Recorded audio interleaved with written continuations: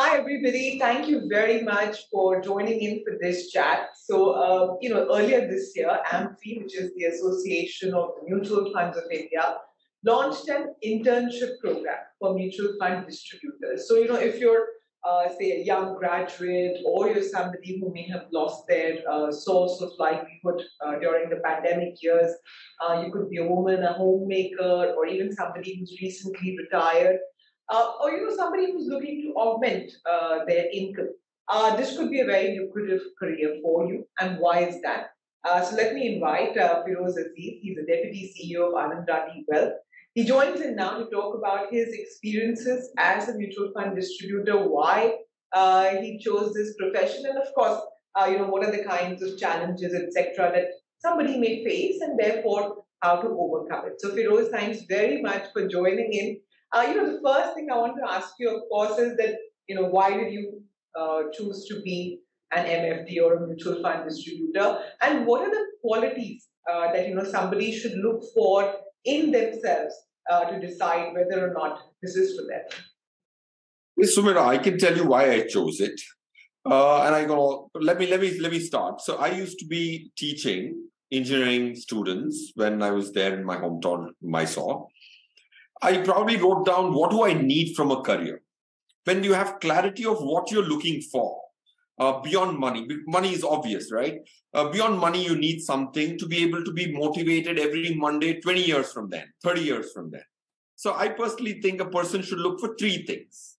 Okay, that's my choice. But first submission I do to the audience is to write down whatever is that you're looking for. First is, of course, a consistent, ever-growing monetary stream. Okay, it's very difficult to get an ever-growing monetary scheme.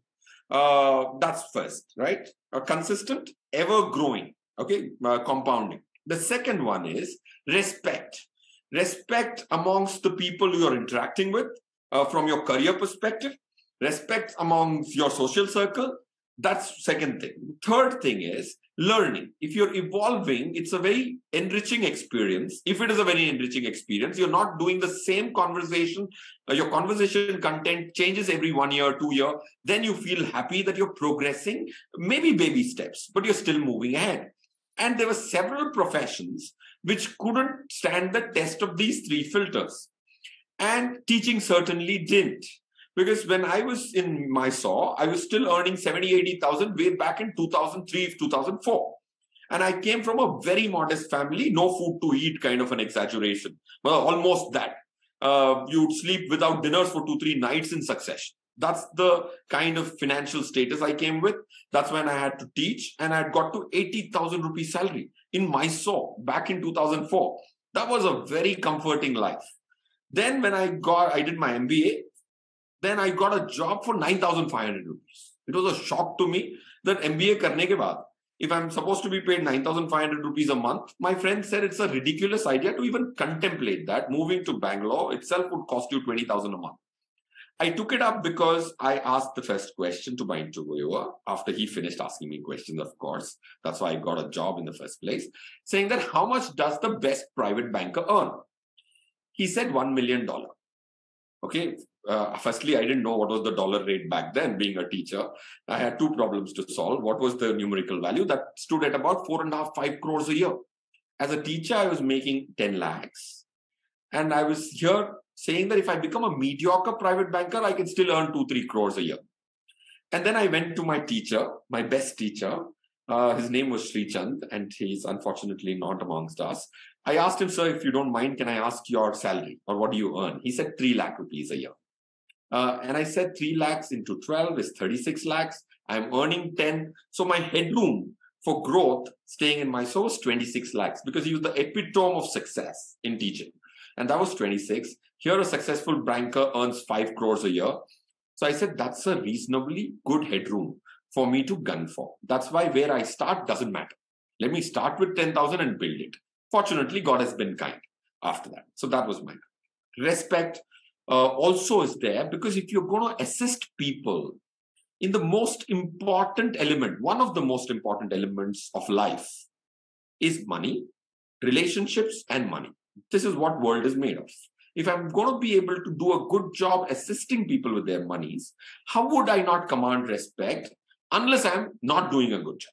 So doing a good job is dependent on me. So respect is automatic because I'm doing money. Well, finance enables people to live, right? That's how powerful it is. And the third is I'm going to learn because the subject is going to be dynamic. If I'm teaching an engineering student, I will be looking at the same book for 20 years, but different faces in my classroom.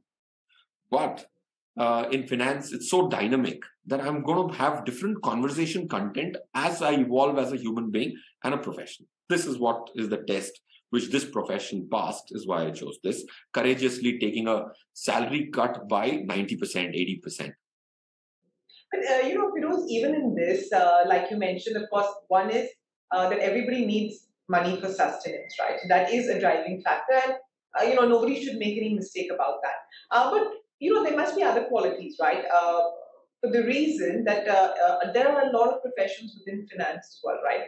I mean, you could be a fund manager, you could be a private banker, like you said, you could go into, say, risk management. So, what is it that a person should consider? Are there any other qualities of, say, entrepreneurial ambition, right, which would make somebody more suitable for this? Because there is not much formal training to earn money, like say a doctor, a lawyer. They would spend minimum 7 years, in training. Most professions require a minimum of 3 years of training, but here this is a very self-driven. You learn yourself and then go and pass the test. So, are there some people for whom this career is more suitable? Yes, Sumera, this is very suitable for most professionals who are ready to put in the work and have the good heart to manage somebody else's money.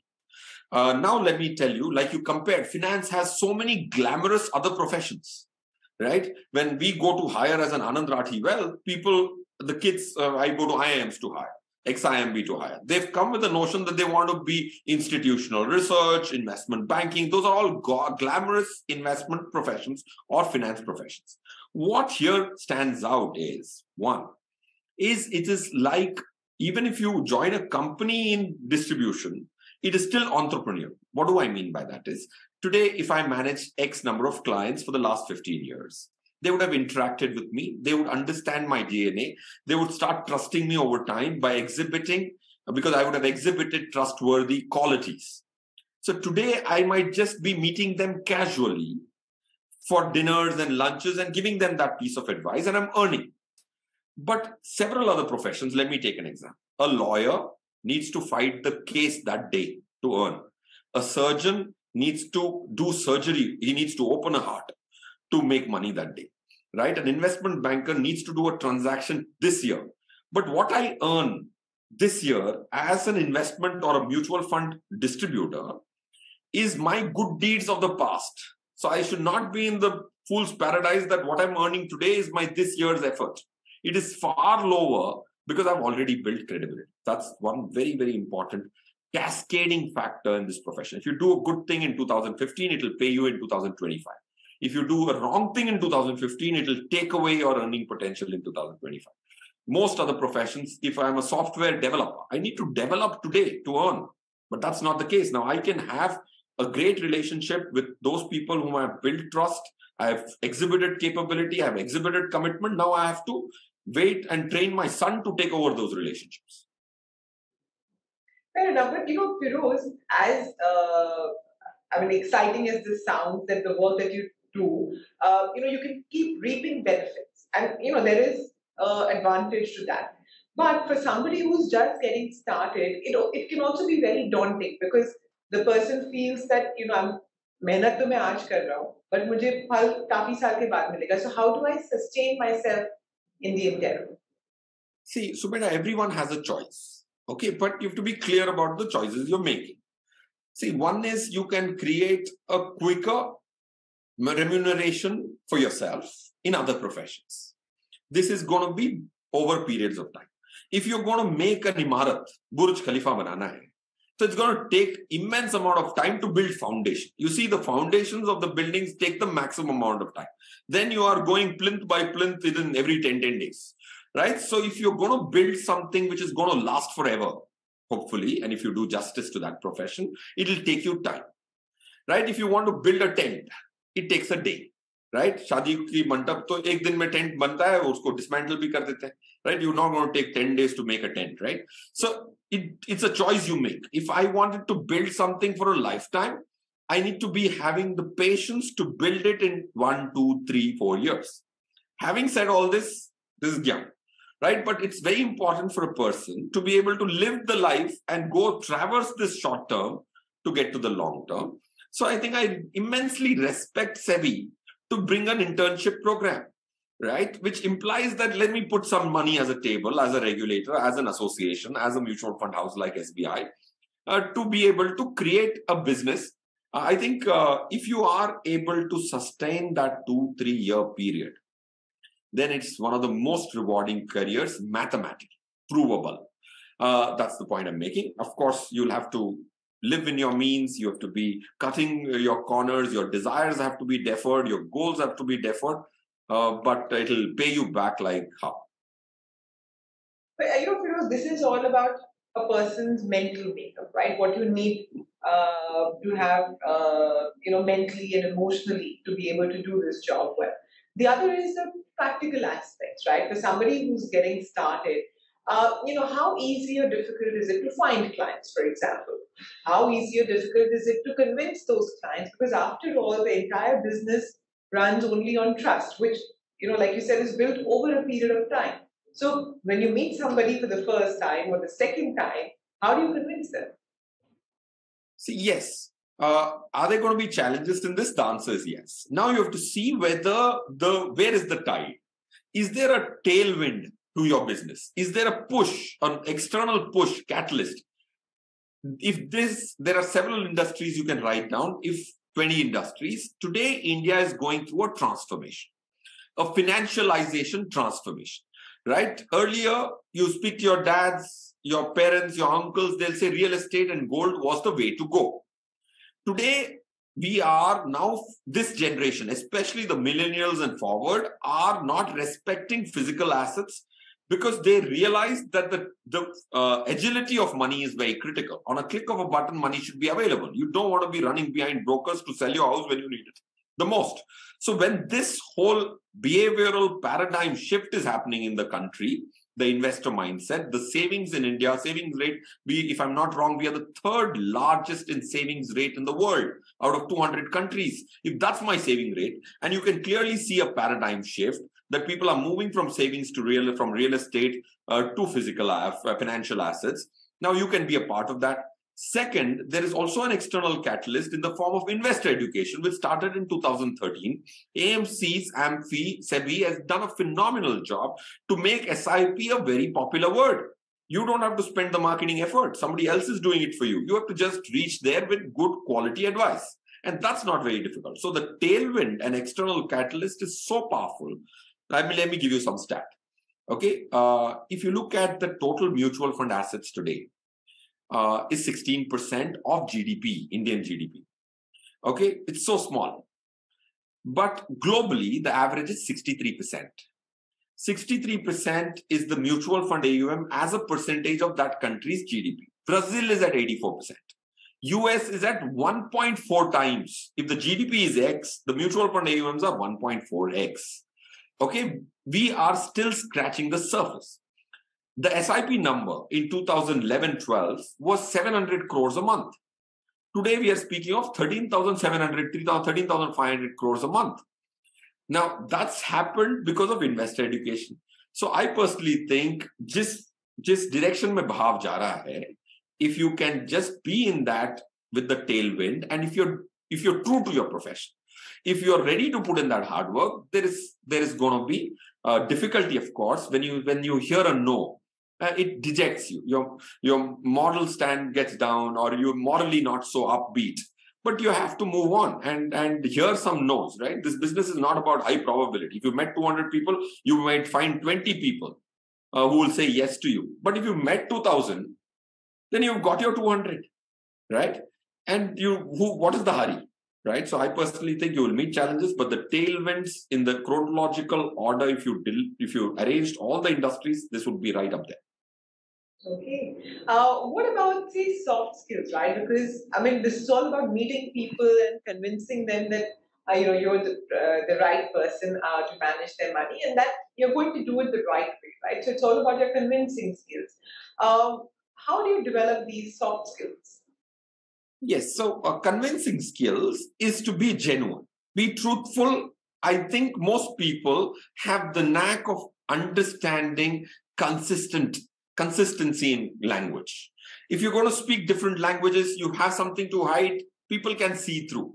That's one. So it can get you somewhere. If you're genuinely keeping interest of the client in mind, the client will realize over a period of time. That's point one. Point two, there is a misnomer.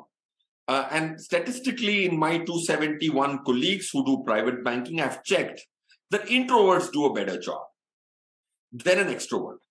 Okay, there is quite a few people living with this perception. If you're going to give gyan and try and take the money, then an extrovert is needed. If you're going to speak numbers, introverts are very good delivery for numbers and no idhar udhar ki baat. So if you believe that you're a shy person, you're an introvert person, I personally think the person who can give you logic 1, 2, 3, 4 without going here or there in English and sticks to mathematics, an introvert is able to do a better job. So I took a sample set of people, did their psychometric test, classified their personality, and saw where success lied.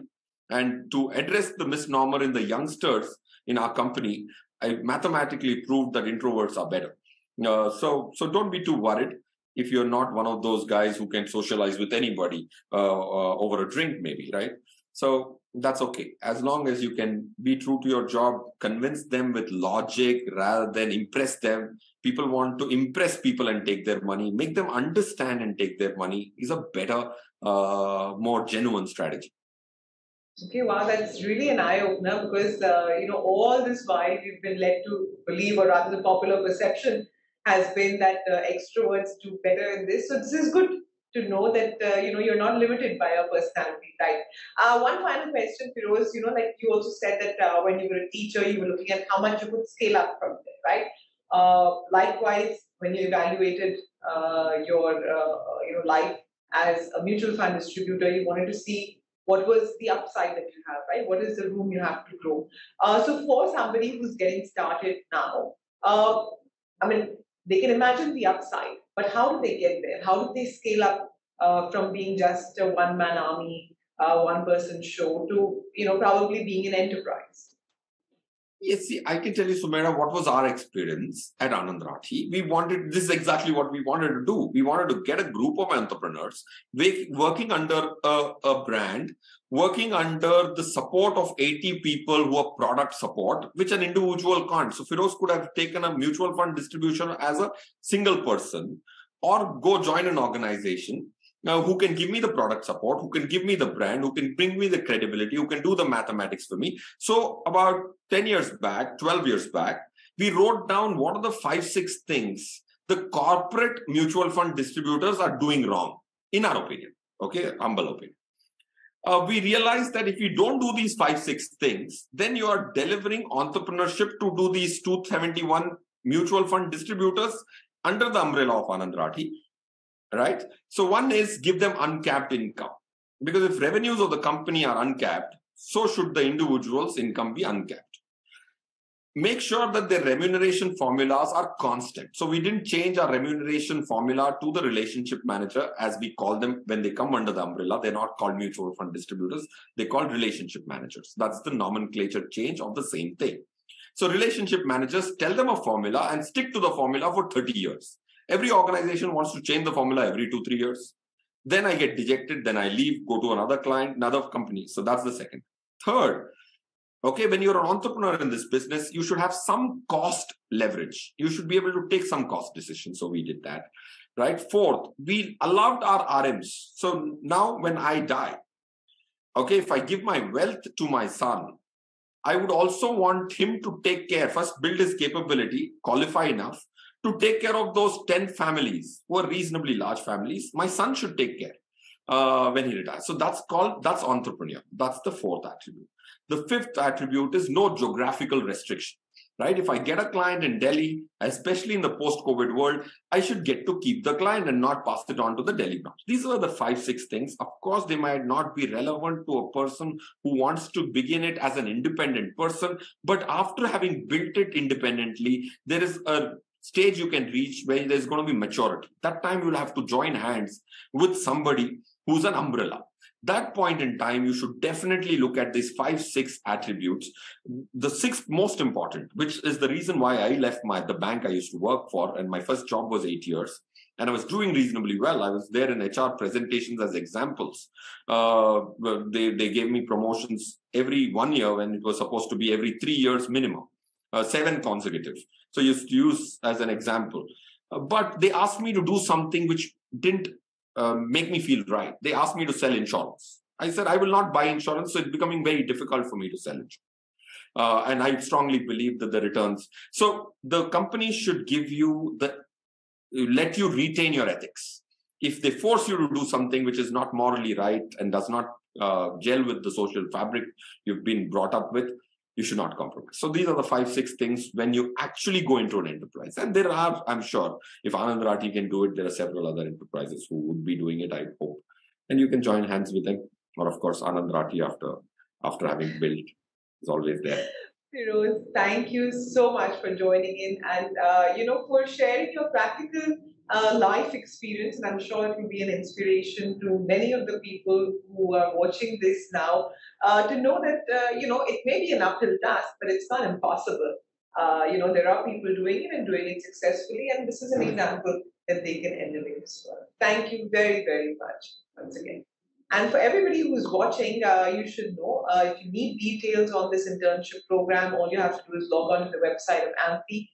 You will find details over there about how you can apply for this internship program, and you will get an AMC as a sponsor. You can choose one AMC for the first 12 months, and you will also get a monthly stipend. So all of these details are available on AMFI's website. So do make sure that you visit. For now, thanks very much for watching.